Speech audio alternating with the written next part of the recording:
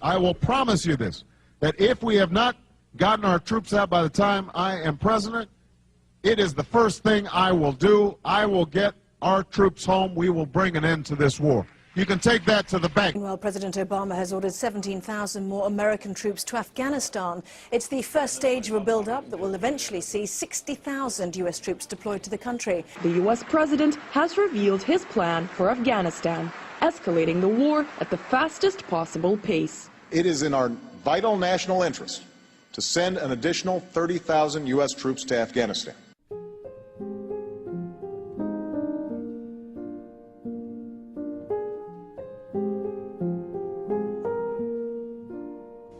When I was in Iraq, I saw the devastation that our invasion and occupation had met out upon the Iraqi people.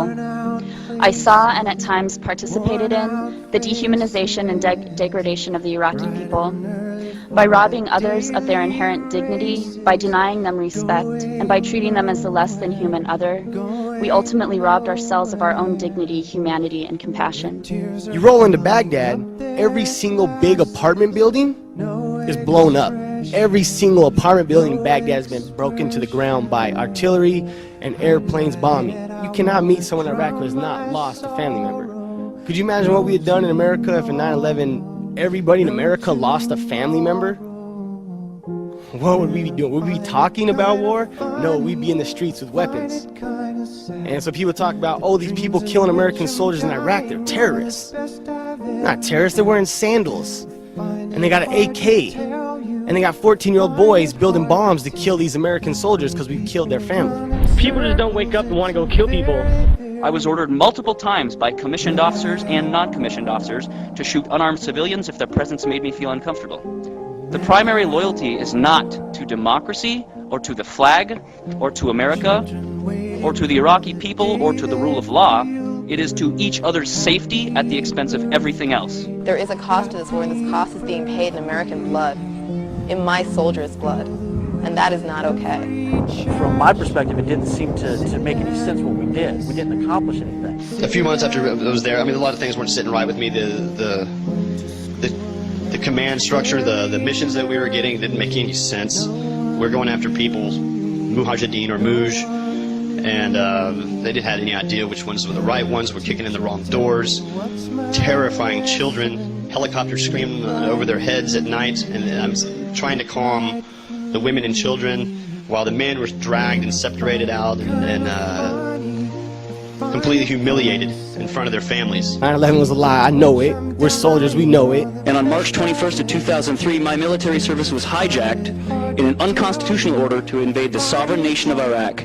This is a slap in the face to every service member who feels used because he was told he was going to go fight for his country and then was sent to go kick in the doors of innocent people unprovoked in the middle of the night to draw fire into their house so that we might have somebody to shoot back at. If the media was not biased, this film would be shown here so that you could then make a decision. Show them both sides of the story and then let the human being make the decision whether they want their kids there or not. Don't show me one side and say it's patriotism, it's courageous. Nothing I did in Iraq was courageous. I brought fear into people's homes. I traveled with a .50 caliber weapon every single day and slept with a pistol underneath my pillow. Tell me what is so courageous about that. And I tried hard to be proud of my service, but all I could feel was shame. And racism could no longer mask the reality of the occupation. These were people, these were human beings. I've since been plagued by guilt anytime I see an elderly man, like the one who couldn't walk, who we rolled onto a stretcher and told the Iraqi police to take him away. I feel guilt anytime I see a mother with her children, like the one who cried hysterically and screamed that we are worse than Saddam as we forced her from her home. I feel guilt anytime I see a young girl, like the one I grabbed by the arm and dragged into the street. We were told we were fighting terrorists. The real terrorist was me, and the real terrorism is this occupation.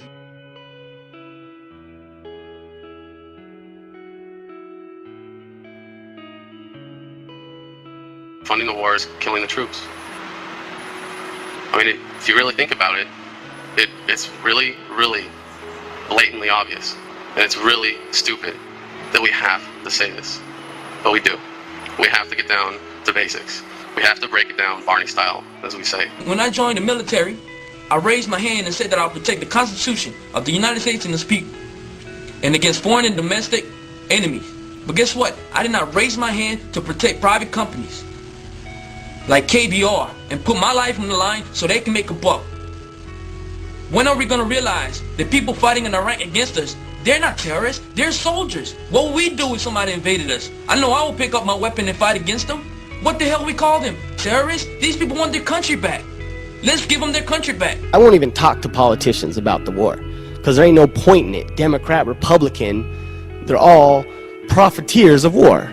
Even lots of anti-war organizations are profiting off my brother's pain. I'm embarrassed at the state of politics in America that it's come to that. We have to talk to Congress like they're fucking children. We've got a responsibility to the honor of this country and to the honor of every man and woman who has served in Iraq and ever served in our military, to not leave them with anything less than the honor that they deserve. Honor? Are you kidding me? You saying that it's an honor to die in Iraq and to fight a war that we started and we're in the wrong? You're gonna tell me that it's an honor to serve in Iraq when private contractors get paid $100,000 plus and drive $60,000 vehicles inside the base while soldiers are outside the base rolling and patrolling and losing their lives? Is that honor? Are you kidding me? Those who send us to war do not have to pull a trigger or lob a mortar round. They do not have to fight the war, they merely have to sell the war. They need a public who is willing to send their soldiers into harm's way. They need soldiers who are willing to kill and be killed without question. They can spend millions on a single bomb, but that bomb only becomes a weapon when the ranks in the military are willing to follow orders to use it. They can send every last soldier anywhere on earth, but there will only be a war if soldiers are willing to fight.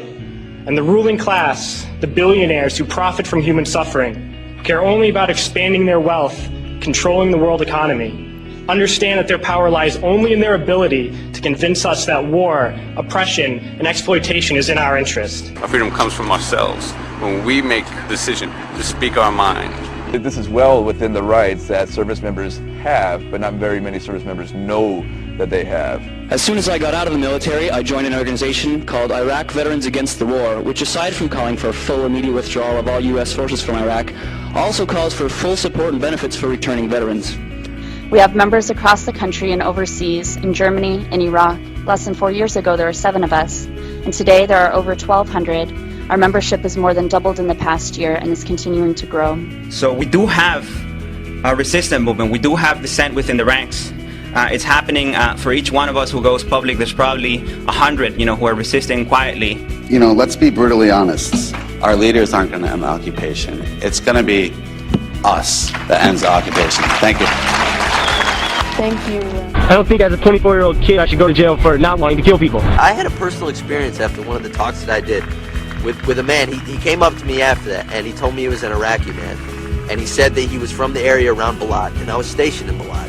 And I just couldn't help it. Just all of a sudden I hugged the guy. And I said that I was sorry. That I was so sorry. And I ended up crying right there to this perfect stranger. And he told me it was okay. He told me it was okay. And that was redemption.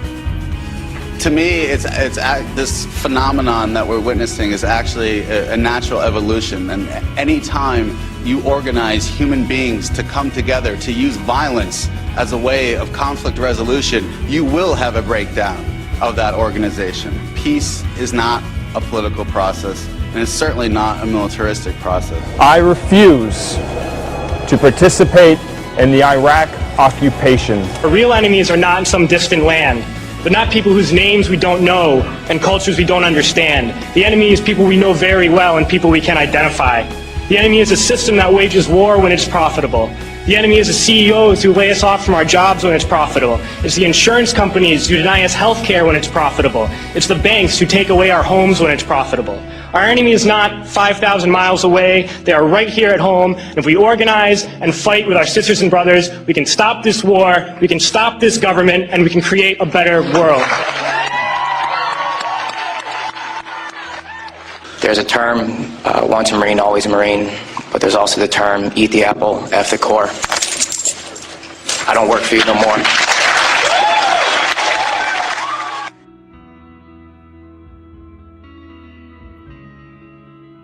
This society is so greedy, we're willing to go to war. We're willing to go places and send these big metal machines that kill people and fuck people up just so we can make more money. I mean, I've heard it argued, and argued successfully, that our society runs on war.